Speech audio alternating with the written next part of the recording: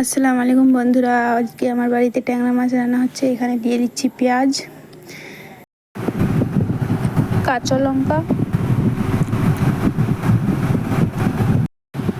লবণ, হলুদ,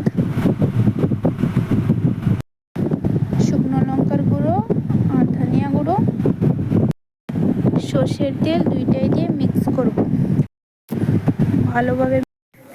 ভালোভাবে মিক্স করতে হবে, 2 মিনিট পর্যন্ত মিক্স করব।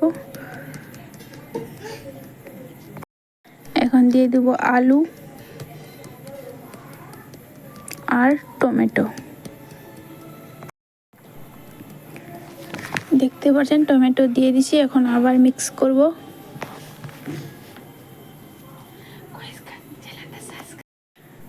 মাছ দিয়ে এখন জল দিয়ে রান্নাতে বসিয়ে দেবো। রান্নাটা একবার আপনি অবশ্যই ট্রাই করবেন আর চ্যানেলটা সাবস্ক্রাইব করবেন, লাইক করবেন, কমেন্ট করবেন।